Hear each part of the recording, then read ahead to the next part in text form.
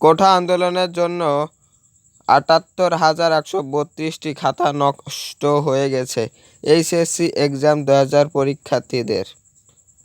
তো এই খাতা নষ্ট হওয়ার কারণে এইচএসসি খাতা আপাতত ঢাকা বোর্ডে না পাঠানোর নির্দেশ দিয়েছে।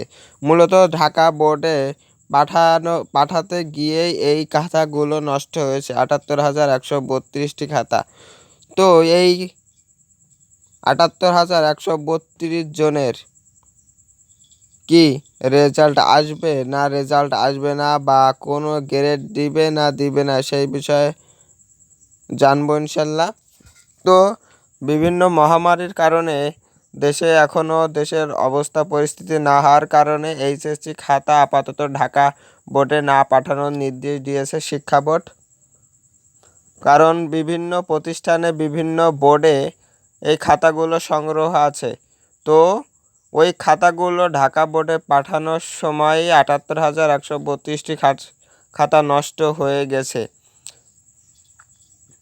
তো এই ৭৮,৭৩২ জনের কি রেজাল্ট আসবে না এরা ফেল আসবে, সেই বিষয়ে আমরা যখন নিউজ পাবো তখনই আমরা ইনশাল্লাহ এইটা নিয়ে পোস্ট দিব ইনশাল্লাহ, আরেকটি ভিডিও দিব। এই ভিডিওটি হবে পার্ট 1, ঠিক আছে? আর ওইটা হবে এরম যদি নিউজ পাই তাহলে পার্ট 1, 2 এরম করে দিব, তা বাদে কোনো পার্ট দিব না।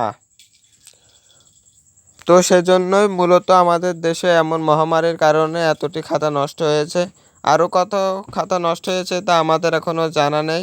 যদি জানা থাকে তাহলে আপনাদের মাঝে উপস্থাপন করব। তো ভিডিওতে এই পর্যন্ত শেষ করছি। আমাদের ভিডিওটি ভালো লেগে থাকলে লাইক, শেয়ার, কমেন্ট এবং চ্যানেলটি সাবস্ক্রাইব করে রাখতে পারেন, এবং এরকম আরও নিউজ পেতে আমাদের 5 মিনিট ক্লাসের সাথেই থাকতে পারেন। ধন্যবাদ।